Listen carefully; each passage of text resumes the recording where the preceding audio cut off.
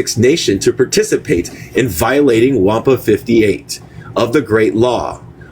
If all the members of the Six Nation Confederacy were to vote in the Band Council election of the Indigenous Act or in the elections of the U.S. federal indigenous law, that would be the end of the Six Nation Confederacy by virtue of WAMPA 58 and international law. They would dissolve the Six Nation and also the individual nations. They would become jurors, junior citizens of Canada or the US, where they would still be called bands and tribes. Going further, if the Six Nations were to vote in Canada or US federal elections, they would become full-fledged citizens of Canada and the US, with all the rights and privileges and protections of the first-class citizens. Try and get it. There are elected council people who think they are also Six Nation people. That's like being citizens of two nations. There are also white people who keep them confused. In a meeting of white people on Indigenous in Ottawa about a dozen years ago, organized by the Unitarian Church, the white people were astounded to learn that besides being Canadian citizens, they were also British subjects. They didn't believe that Indigenous people who told them they had to get it from a lawyer who was present to explain. It took him about 5 minutes. They were shocked. So it's not only Indigenous peoples who don't know what they are. Many white people don't either. There are Mohawks and other Indigenous peoples who are alienated through no fault of their own. As babies, they were taken to a white man's church and turned into imitations of white people, imitation white people. As grown-ups, they asked to be reinstated in the Six Nation Confederacy. They had to go through a ceremony, just as white people go through a ceremony when taking the oath of allegiance to the US or Canada, etc. A reinstating a Mohawk is required to hold the pledge of wampum in his hand, which means that he shall protect and defend the land, the people, and the Constitution, Great Law, which contains, besides the law, the culture, customs, and religion of the Six Nation Confederacy. In brief, he re-enters the canoe of the two-row wampum. It will be recalled that the Five Nations at the time made an agreement with the Dutch and later with the British that they shall not legislate to one another and they shall fight a common foe. It was called the Treaty of Alliance, and it was commemorated by the two-row wampum, whereby each shall follow a parallel path. The white man in his vessel, in which he shall have his law, customs, religion, etc. The Iroquois in his canoe, where he shall have his law, religion, and customs, etc. The two shall never join each other, but shall travel together in peace and harmony. The English did not try to force their religion on Iroquois. The French did, and that's how so many European religions abound. The Great Law of Peace, the Askonasi, and the and the Ganeshkanhatike. The Great Law of Peace, orders certain spiritual observance during the course of the year, besides naming the babies, marriage ceremonies, and funeral rites. Thus, the Great Law binds the government and religion together. That is why a reinstating Mohawk is required to drop all other religion affiliations he may have to be accepted.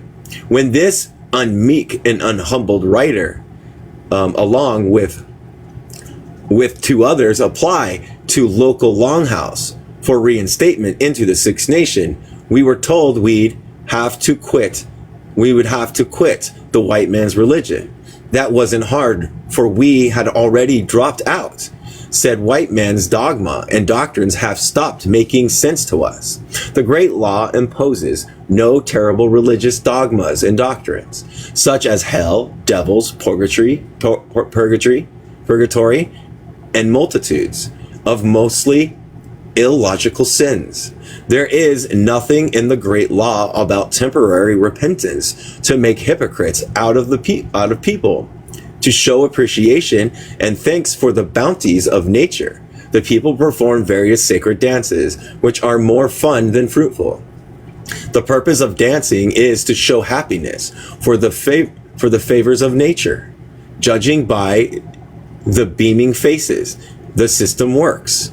The people go home happy. The indigenous people religion doesn't ask much. All it asks is to show happiness. European religions demands mortification of the flesh and spirit. Some of the practices imposed on the religious during the Dark and Middle Ages were very depressing and morbid, such as burning witches and heretics at the stake, torture at the rack, Iron Maiden, etc. When the Jesuit priests were sentenced to death by tribunal of war chiefs, they asked to be burnt at the stake slowly. The Iroquois method of executing traitors and spies was by blow to the head with a war club. According to European religion, one who is burnt at the stake goes straight to heaven and becomes a saint. What a terrible doctrine to teach the faithful. For a while, the Iroquois felt obligated to burn their enemies in order to cleanse them of their sins, so they could go to heaven. What also stopped making sense, and they quit it. That also stopped making sense, and they quit it.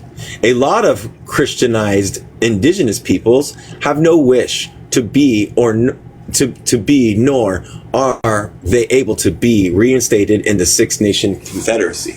It requires strength, understanding, and knowledge and of the subject involved.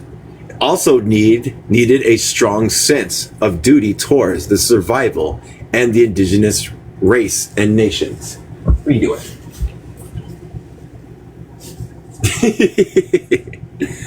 The Handsome Lake Code was added to the Iroquois system in the earlier 1800s. It consisted of dogmas and doctrines such as hell, devils, angels, and purgatory, limbo, sin, temporary repentance, etc., which were adopted from Christianity with a bit of Judaism thrown in.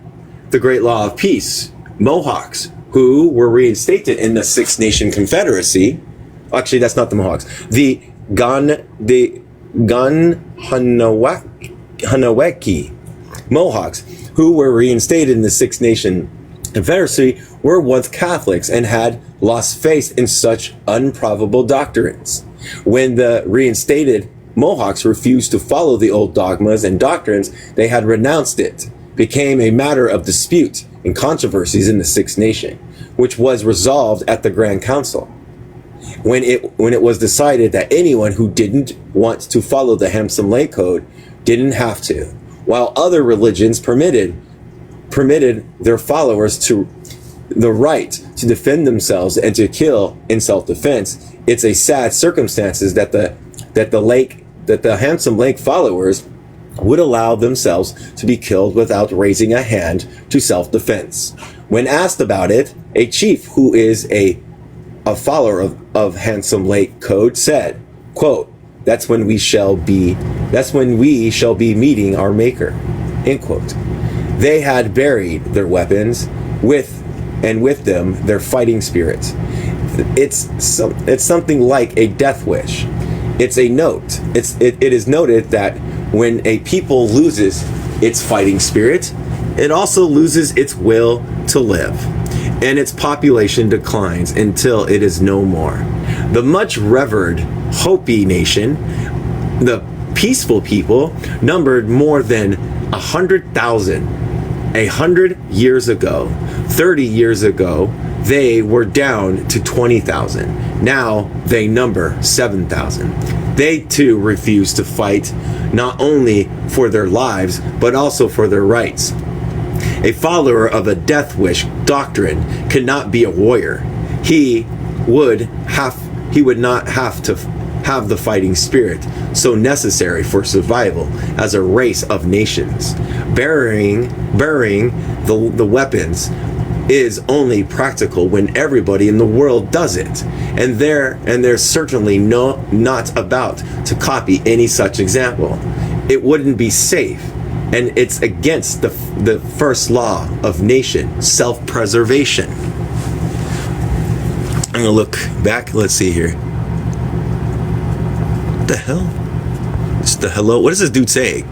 You're all right, UNC. I guess that's Unk.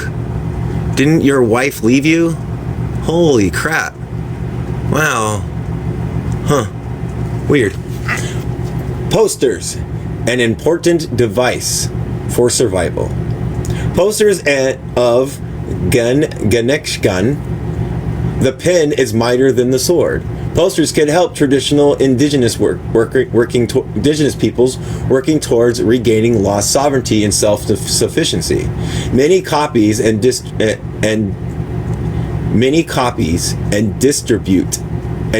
them. Many additions to the posters if needed. Make any additions to the posters if needed. If you have ideas for posters, make them. Brains and action are needed for Native American survival. Tom Paine saved the American Revolution time and again by writing leaflets, which were distributed all over the colonies. With words, he helped the colonial regain their faith in the revolution they had given up. His words made deserters go back to the front and fight again. Inspiring words and art. Posters have roused men and women in the past to great performances. Our race stands in danger of extinction by being absorbed by another race. Even the masses of the white people themselves are in danger from their own greedy masters.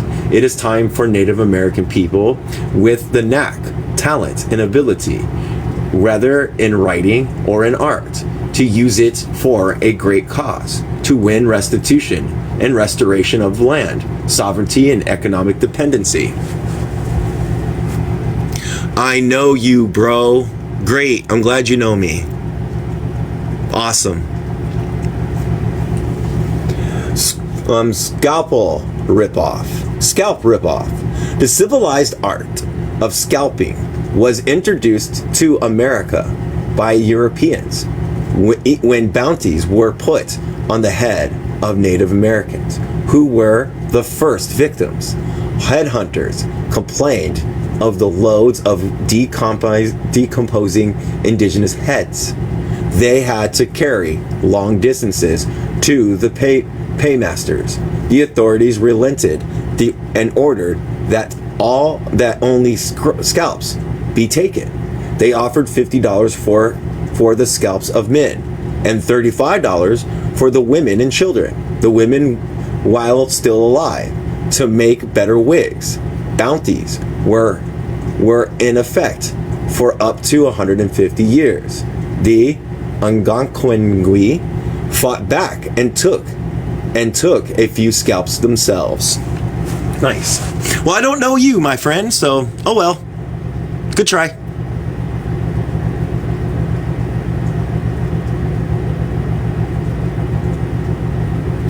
I don't care. They can stay. Whatever. They don't bug me. I know you. Oh, never mind. Already gone. What is conquest? White men say that indigenous people, land is now theirs, no matter how they get it. It's not stealing. They say it's a conquest. According to the dictionary, a conquest is winning a war over an enemy. In the case of the Algonquin Wakangwi America, the Algonquin indigenous didn't know they were in a war or that they were an enemy. They were just slaughtered. It surely was an illegal war and an illegal conquest. Actually, a conquest is a bigger organized gang of men with felony plunder, looting, and murder in their hearts, out to ravage other people's lands and possessions, no different from a gang of robbers looting a bank or killing people while they're at it. One is glorified and the other is condemned. It depends on who planned the caper.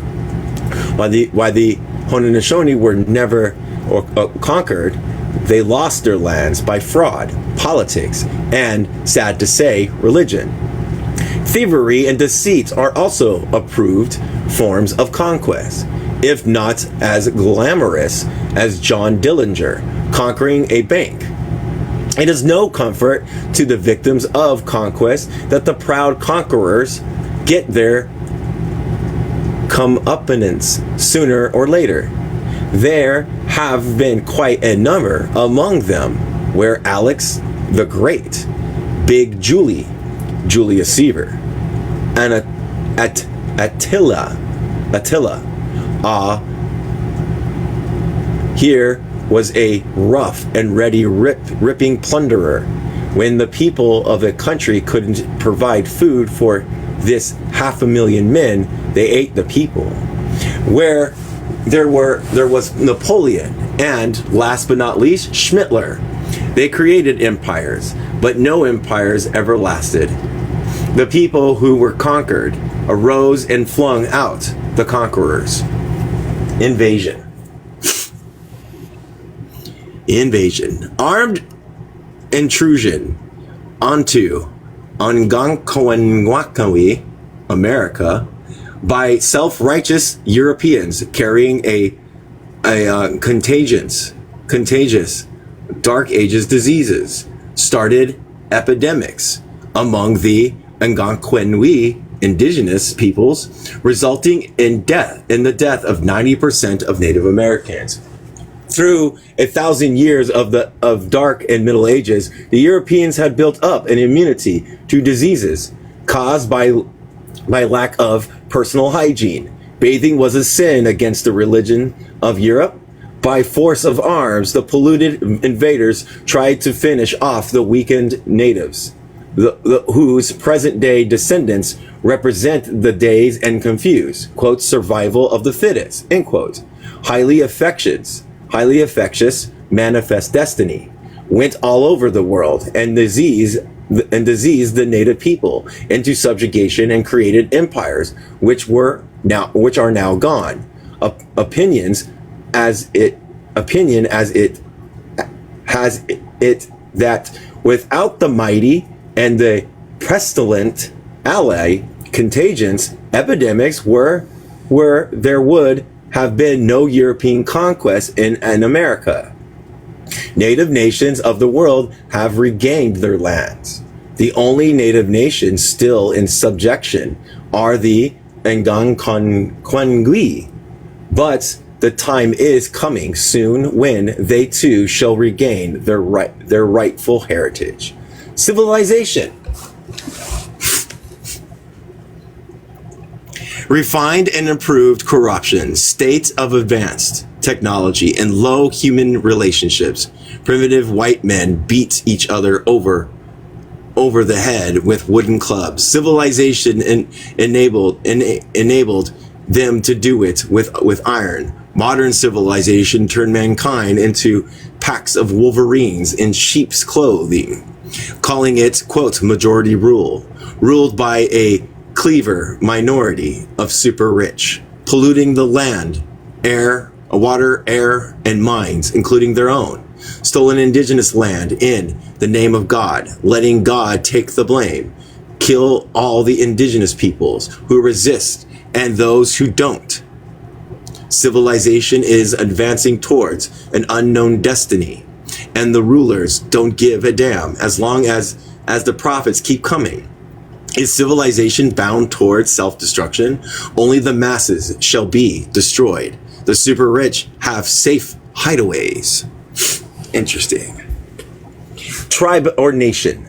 A tribe is a primitive man's attempt at a social order. The nation is a finished product. In ancient times, a family and their relatives got together and organized themselves into a band for self-protection. That is the tribe. Later, the tribes or families got together and coalesced into nations. The definition of a tribe: a derogatory term meaning primitive or low-class people in brief or insulting expressions. When the Europeans came to America, they made treaties with the Native Americans, and in doing so recognized that indigenous peoples as nations. Only nations can make treaties. International law says that the nation once recognized as a nation remains a nation until it dissolves itself. No nation may dissolve another nation. The U.S. action of 1871 reduced whole indigenous nations to mere tribes is illegal according to the international law. For the white race, the nation is a recent concept. When they use the color and white race, indigenous and white races met, all the countries in Europe were kingdoms. In a kingdom, only the monarch has sovereignty. Everything and everyone belongs to the king.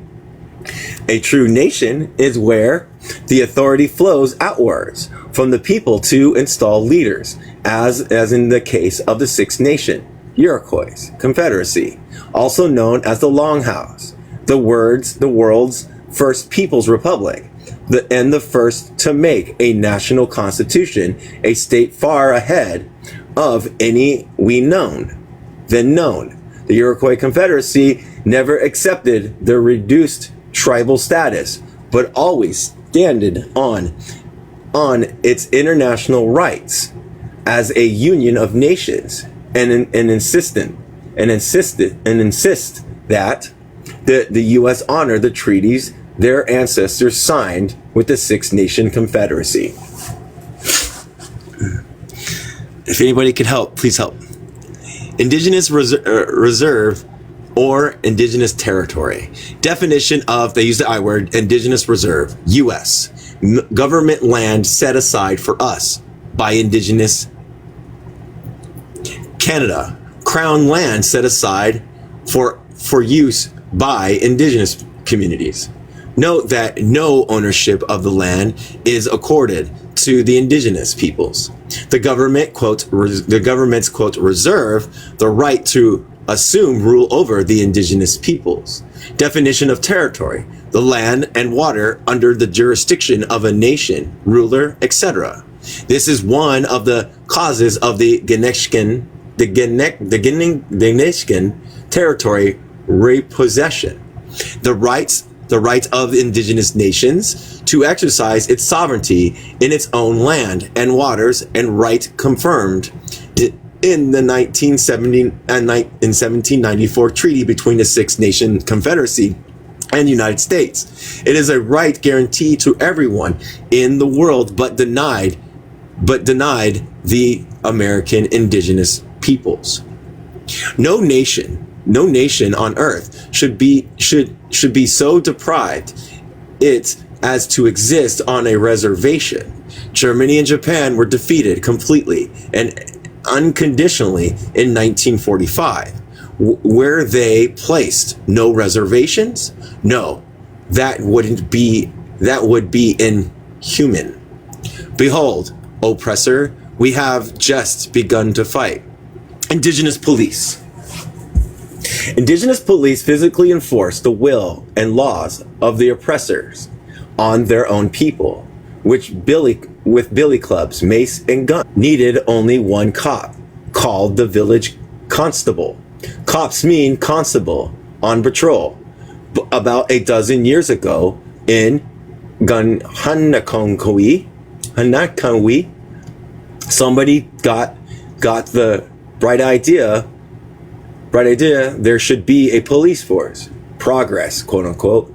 They let us know, like a city. Funny things, with the advent of the police force came the crime, dope racketeering, protection rackets, muggings, and even prostitution. They proudly tell of.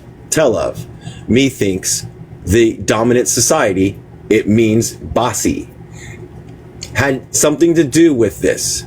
it's not hard to think this because the Injuns, the Ijuns themselves were not paying the salary of the police force and the firekeepers. Beg your pardon, the fire department. Oh, yes, there's a fire department in the Ganakanoqui, Kanekwagun, I can't say it, Kanekwan. It's a brother of the police department. Before the fire department, we organized. We used to have a fire once or twice a year. Right after organizing, the firemen went out 2 or 3 times a week. We used to save buildings with a bucket brigade. Now it's a fireman's business, so they burn right down to the ground. Injuns were told that the indigenous police force is for their protection and that they enforce indigenous law.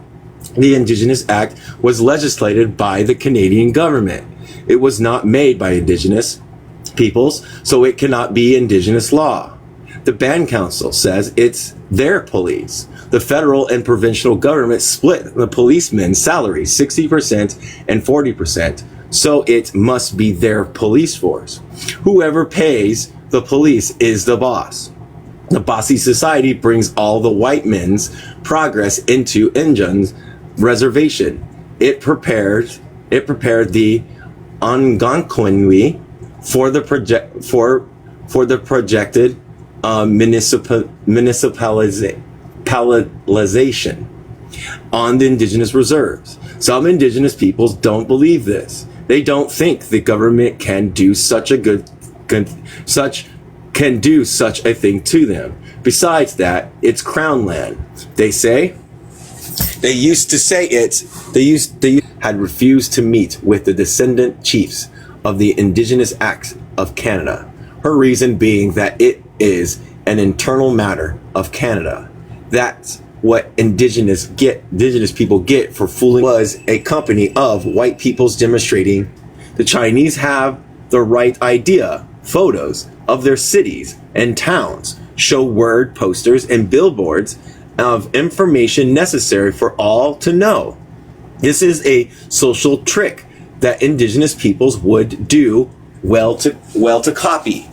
While not all indigenous people can be fighters, it is still necessary for the peaceful and the fearful to know the facts of the indigenous situation, so that they can be silent supporters of the fighters.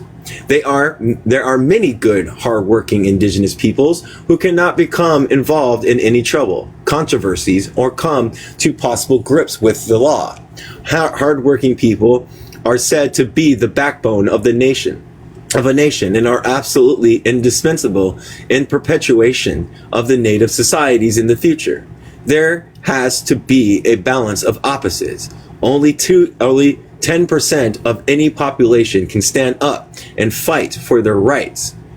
It is no shame to be among the 90% who are too fearful to be involved in any possible controversies, confrontations, contentions, or even bloodshed. The Creator made more timid people than heroes. Information is necessary for all indigenous people to absorb. Activists shall have to become missionaries for the cause. Since it's impossible and impractical to personally see every Native American, poster, billboard, sign, charts, and tracts should be made available everywhere indigenous people may be, so they'll learn their rights. Askonasi has given the occasion to fight for its rights as a member of the Mohawk Nation. According to the treaty agreement, the Six Nation people have sovereign immunity. They cannot be sued or summoned by any U.S. courts unless they consent. In 1794, in Dangawe, treaty provided the procedure to follow in the event of physical or civil offense being committed by either side. A U.S. federal funded program employed the Young Adults Conservation Corps got busy cutting trees on a private property without asking permission or even notifying the owners. One of the owners, Chief Gananasaragan Lauren Thompson, stopped the cutting and confiscated the tools until some kind of settlement would be worked out. It gave the Puppet Tribunal Council a chance to get at the traditional Mohawk. At first, they agreed to a meeting to discuss the matter of the intrusion on private property. Then they were incited by someone to lay charges of grand larceny days ahead of the scheduled meeting. 5 indigenous police and 4 state troopers descended on the residence of Ganasaragan and assaulted him and an old woman with billy clubs and dragged him off to a white man's jail. He was later released pending a hearing. The aged woman was taken to the hospital. Posters of Aquanasi, Fort Kanasarakan. Sorry. That's me saying sorry. Hello. Welcome. Second stronghold. Established by the Gananganhanaga in 200 years.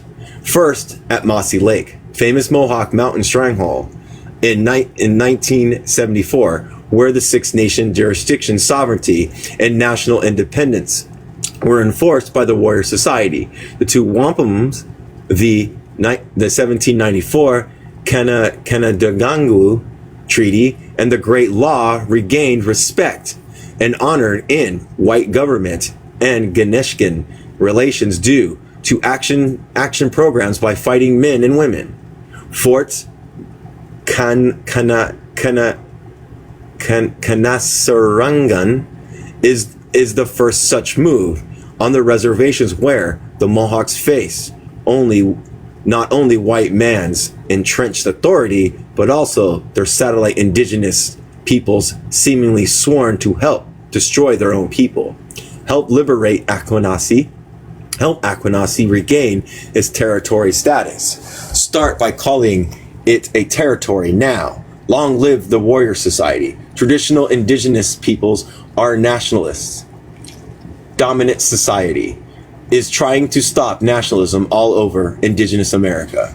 They use indigenous peoples who don't understand nationalism to fight their own people who are fighting for national survival. Indigenous against indigenous again. Tribal councils and followers are being used. At this point in time, other Mohawks have been added to the list of indictments. Said indictees refuse to go to court on the grounds of sovereign immunity as confirmed by the 1794 Kanadagangu Treaty. They intend that the treaty shall be respected and honored at Aquanasi. They intend to fight it out with guns if necessary. Bunkers were erected surrounding the home of Ganarasarangan, manned by the Warrior Society, men and women. Why? These are little things, so I apologize. We're doing well. Many indigenous peoples may have wondered why indigenous peoples were called, quote, the S word, and I'm going to do this, okay? Brutish men, little better than wild beasts, subhuman nomads, wild beasts, and in the path of civilization. John Smith, who was saved by Pocahontas, Jesus Christ, urged that the viperous broad indigenous peoples be enslaved, though he admitted they saved Jamestown from starvations. Some gratitude. Finally, when every white man was convinced by the propaganda that indigenous peoples were like animals and that they should be hunted down like animals.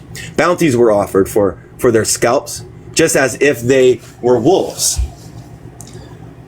So much so that in the far western frontiers in the 19th century, indigenous flesh was eaten like game by white people who were the first to condemn cannibalism.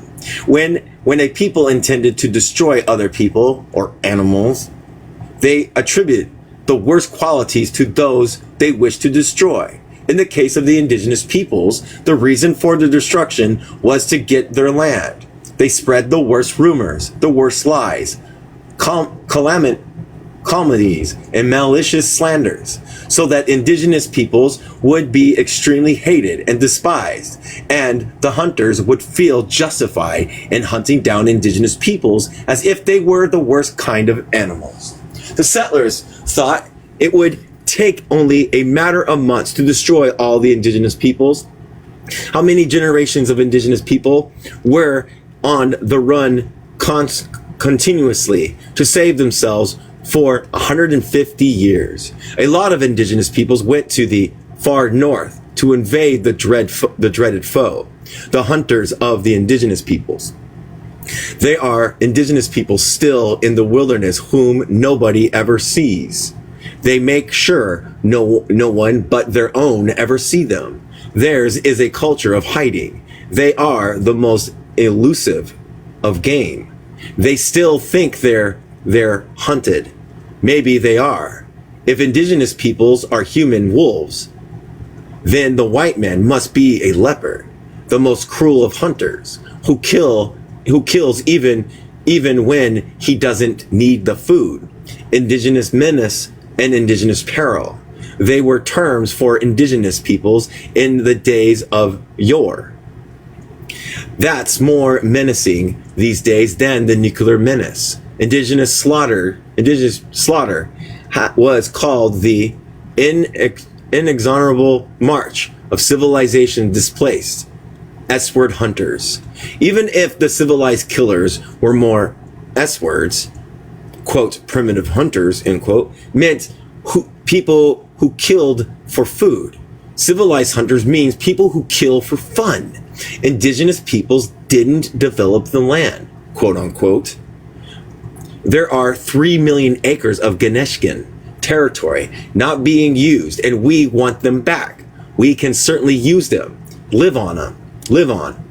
Although agriculturalists were far beyond the abilities of Europeans, the Native Americans were subjected to important, I don't know how to say this word. Look up this word, everybody, right back.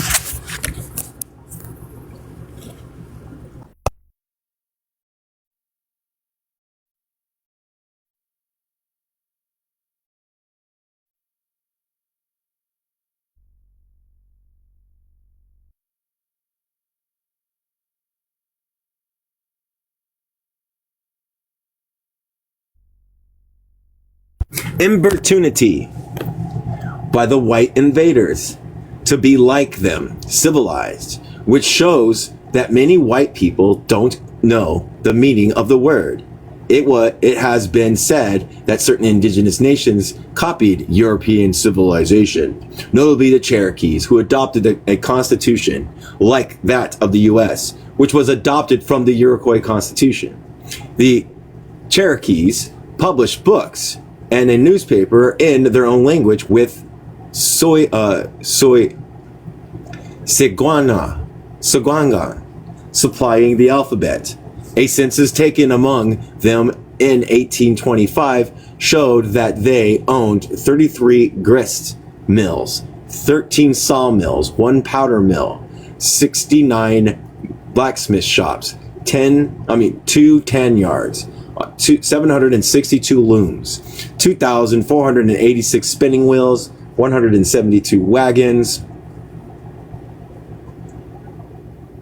2,923 plows, 7,683 horses, 22,531 black cattle, 46,732 swine, and 2,566 sheep. This adaptation to white concepts of progress urged upon them by Jefferson did not save, but rather accelerate demands for their expulsion. From the Indigenous in American History by Virgil J. Volga, the Cherokees, along with other eastern indigenous peoples, were removed from Oklahoma and all their possessions seized. Their substantial homes were grabbed by greedy white settlers. According to the same source, Europe makes many false claims. Quote, indigenous peoples had no conceptions of the wheel. Aztecs put wheels on children's toys. They had no beast of burdens to put the principles to better use, end quote. European borrowed its wheel, its alphabet, numerical, domesticated plants and animals from Semitic people of Asia. Gunpowder, compass, and printing press were inventions of people from Asia. The Mayans of Mexico had a superior calendar and understood the zero before Europe did.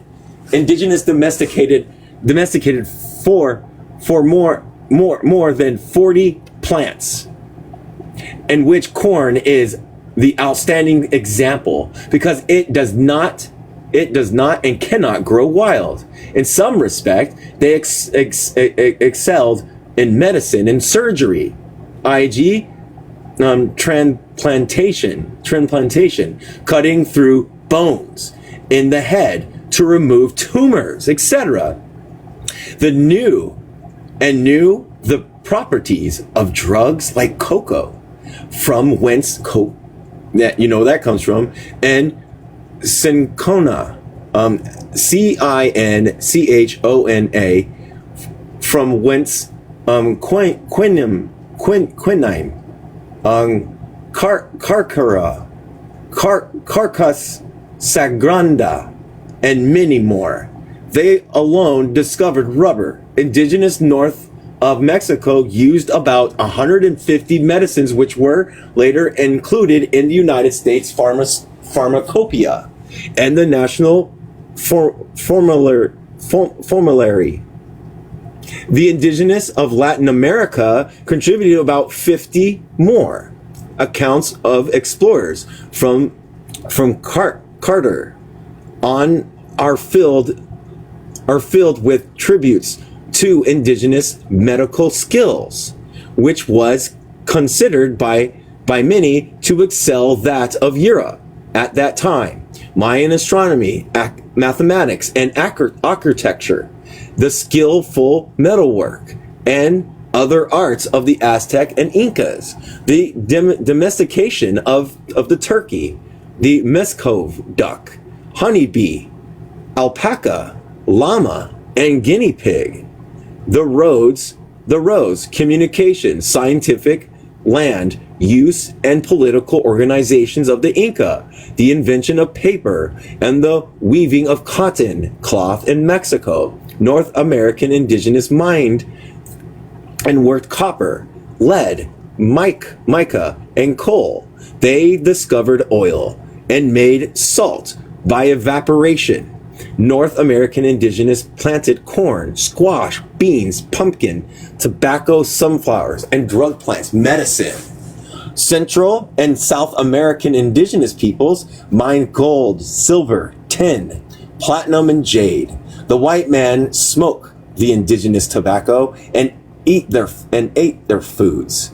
The tampoco of the Amazon, the beans, avocado, pineapples, chocolate, peppers, and vanillas of Mexico, the tomatoes, potatoes, and peanuts of Peru, the cranberries, squash, and pecans of North America, the permeca of the plains indigenous peoples.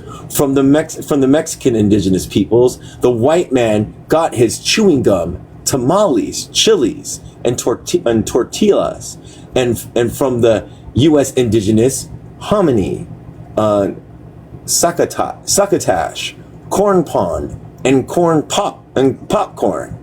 Other indigenous inventions are the canoe, the kayak, the pirogue, cigar, hammock, toboggan, snowshoes, cradleboard, rubber, pine, cigarettes, and lacrosse. Things that they don't tell you at all. Hear ye. In a news interview, a leader of the tribal council proudly said, quote, "We are United States citizens," end quote, which means they are legally no longer indigenous peoples, but naturalized Americans of indigenous descent. If they prefer to legally be white people, what are we doing on the indigenous reservations? Akwesasne, traditional people, are citizens of the Mohawk nations of the Six Nation Confederacy, the world's first people's republic, the first to devise a national constitution, quote, "the greatest political society ever devised by man. I think no institutional achievement of mankind exceeds it in either wisdom or intelligence." Indigenous Peoples of America by John Collier. Paleface brainwashing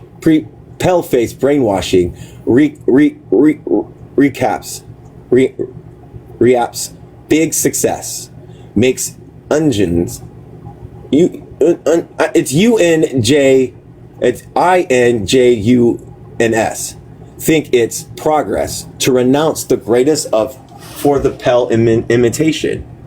Many Unjins into intimidation paleface, some paleface good.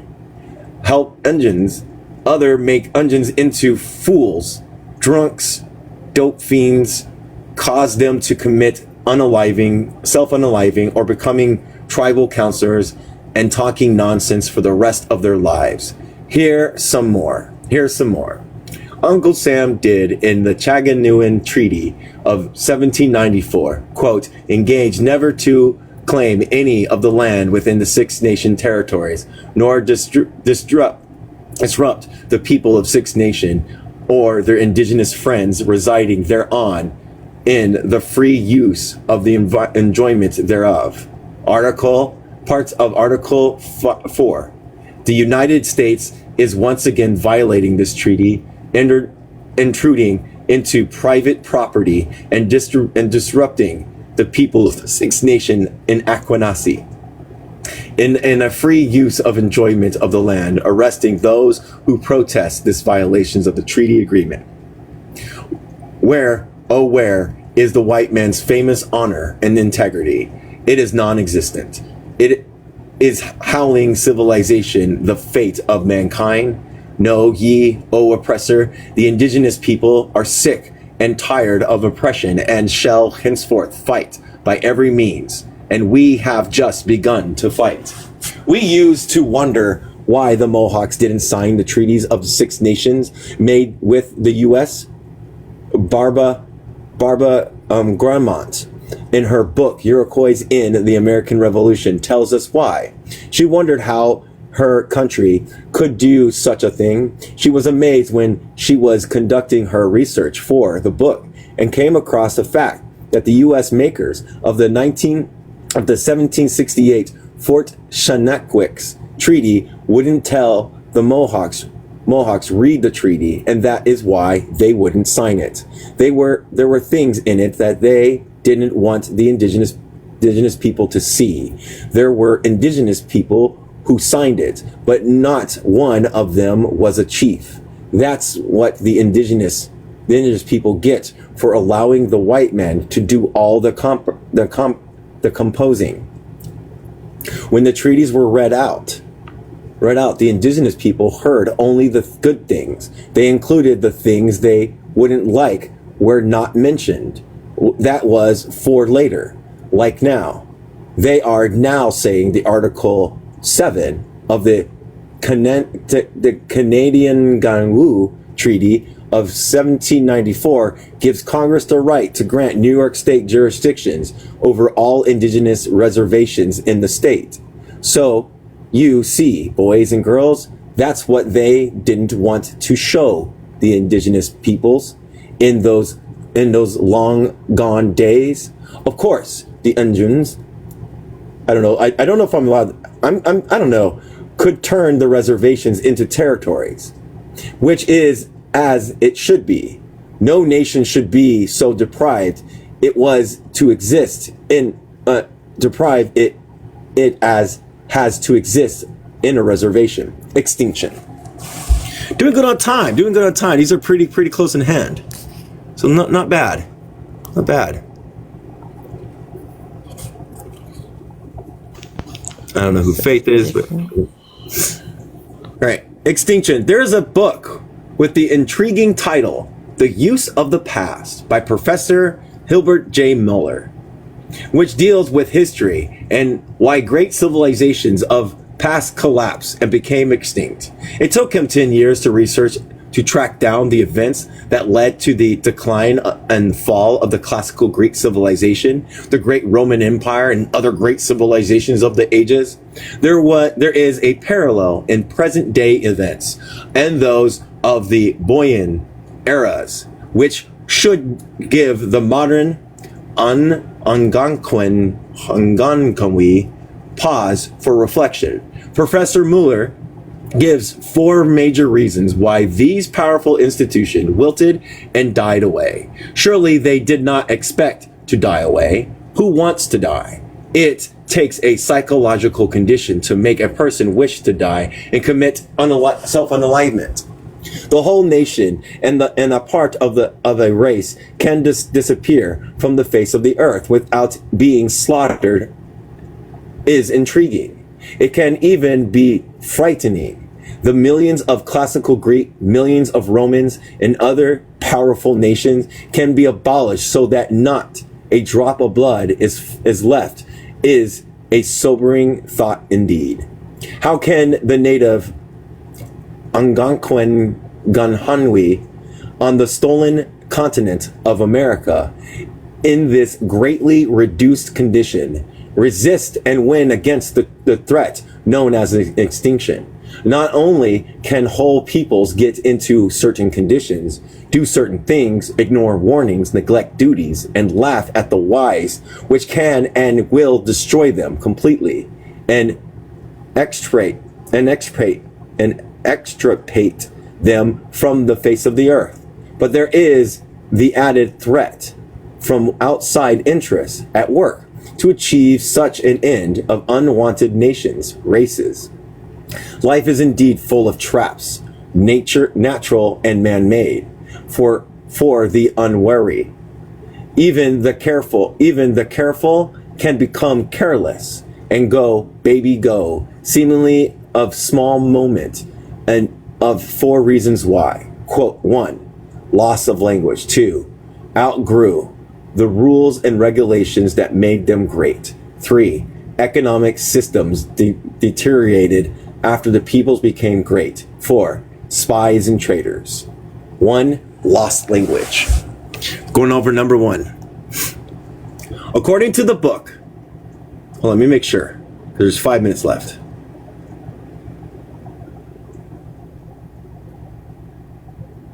Okay, I might be going a little bit after, but here we go. According to the book,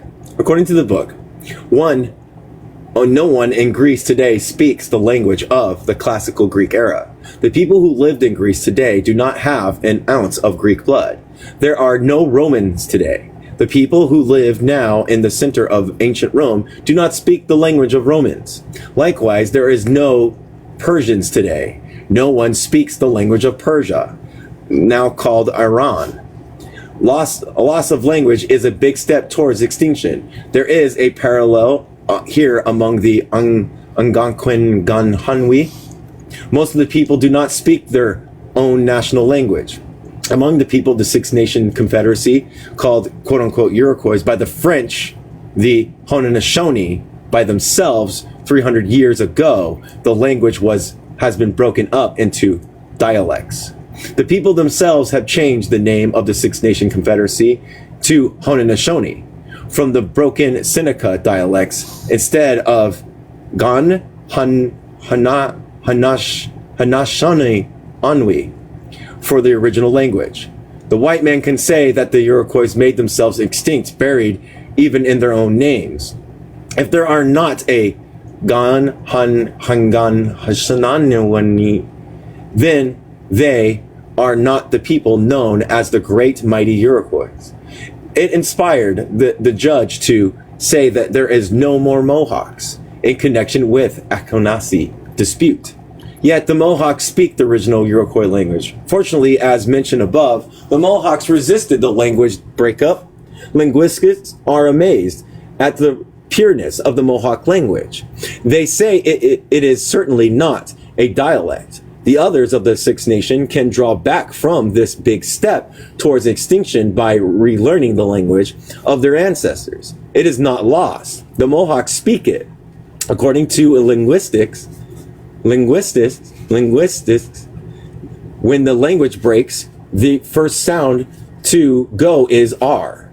It turns out L. It turns into L. When the L goes. It is also noticeable that the last sound of a child master when he began to speak is the R. For a while he says thili instead of three. I said free a lot. Well, I guess I said they are right. When a people breaks up its language, it seems to go backwards into its childhood. It is the broken dialect, quote, baby talk. The last thoughts of a dying person are also that what his first thoughts were. Does that actually mean that when a language breaks, the people are prepared to die out? Knowing this, the people can save themselves by relearning their ancient language.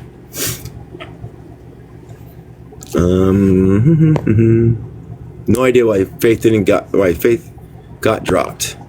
If you get dropped again, I'm not going to do it again. Number 2, rules and regulations. Rules and regulations are made that made ancient civilizations were ignored. After the people became great, corruption became the rule. The people took the second big step towards extinction. To start the Six Nation along the same path, someone put a tobacco on the reading the great law. So now the people don't know when they are violating it. Fortunately, most Mohawks put no stock in taboos. It's not tobacco, it's taboos. And will read anything, including the great law. It is the law that affects the Ganeshkin. We believe that the taboo is the conspiracy to put the Six Nation on the greased skid to extinctions. Indigenous peoples on reservations are forced to follow laws made by the U.S. Canadian government, a big step towards extinction. Economy. When the ancient civilization became great, their spirit of cooperation relaxed in the matter of the economy of the people. It became everyone for himself. Some people become super rich while the masses became poor. Sound familiar? Our ancestors used the cooperative farming community economic system adopted by present day Mennonites, Amish, Heterites, and other well-off groups. Only Ganeshkin among the Six Nation is using the ancient system and working towards economic self-sufficiency. Curiously, economics is the third big step towards extinction. 4. Spies and traitors. Great civilizations of the past ignored their spies and traitors. Quote, they can't hurt us. They said while the spies and traitors hacked away at the very foundations of their existence. When the great civilizations collapsed, the spies and traitors also became extinct, along with the people they helped to destroy. Spies and traitors abound the indigenous reservations.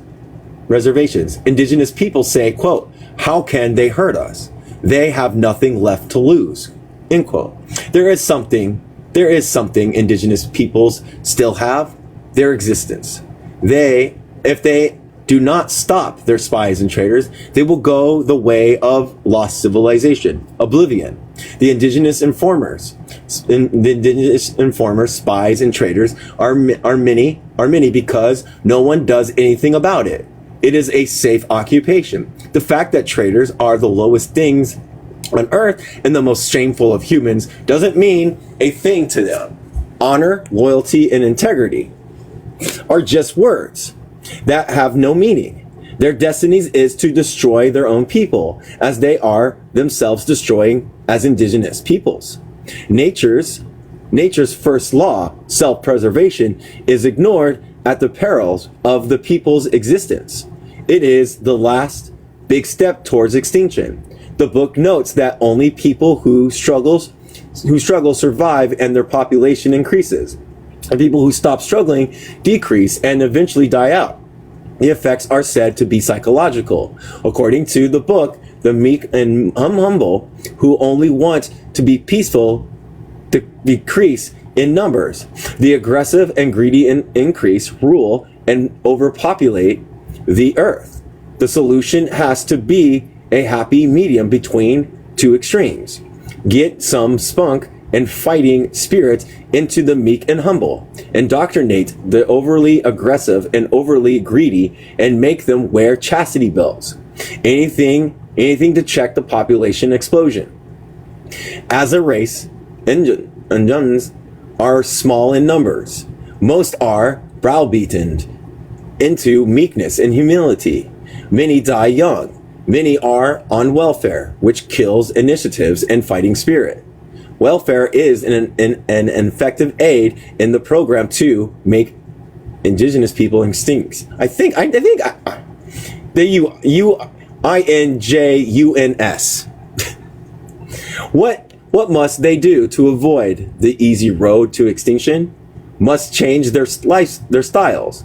Instead of meekness and humility, Indians shall have to stand on their own hind legs and fight for their own rights.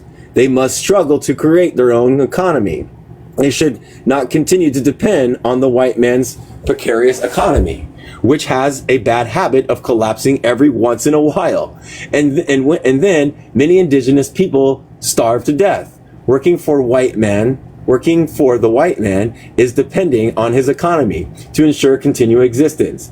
Indians should grow their own food, make their own bread. Indians should produce their own cloth to make their own clothes, make their own styles.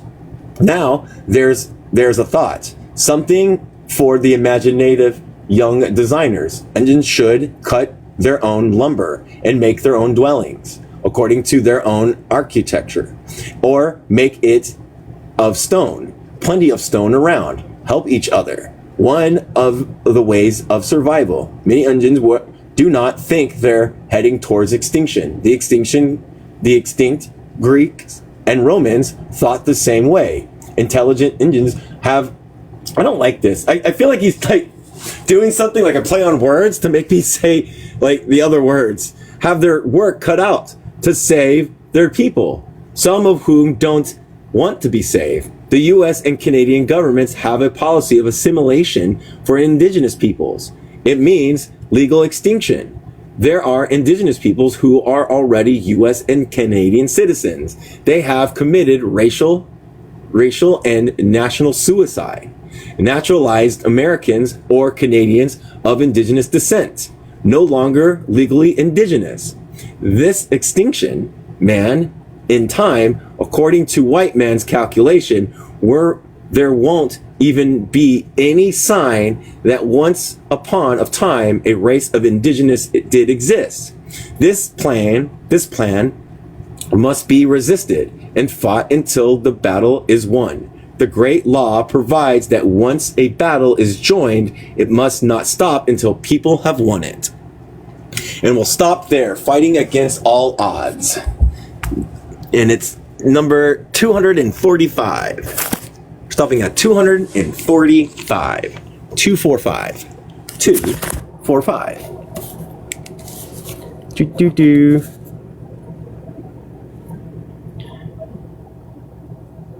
Anybody want to come up? Yeah, I'm going to redo this one.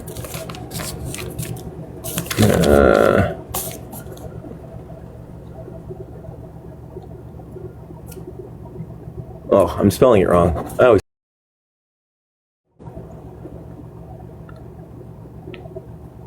And it's page 240, 245. All right, got two people. And doo-doo. Trying. All right. What's up, Joe?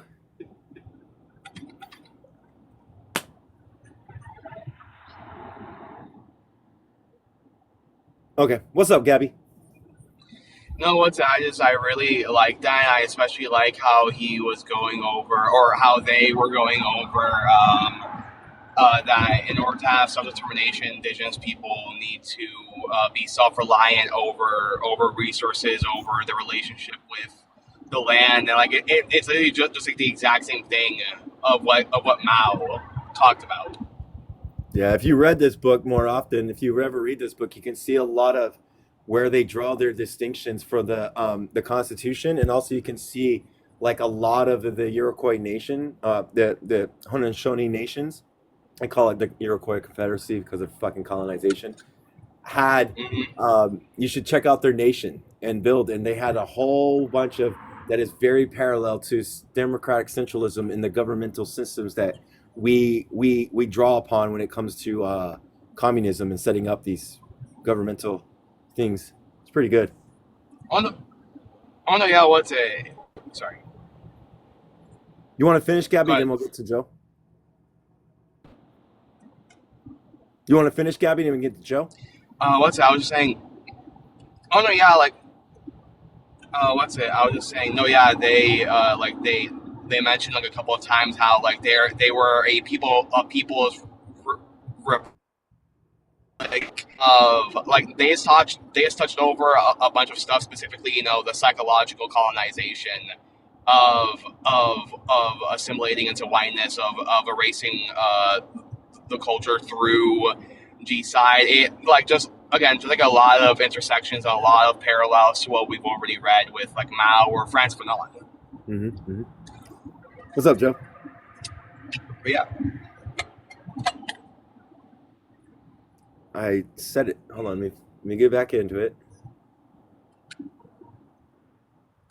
245. Yeah. Yeah. This is a good book so far. 245. This is a good book so far. I recommend anybody to read it, especially communists, if you want to deconstruct your whiteness and everything, it's a good book to deconstruct that too. And to understand.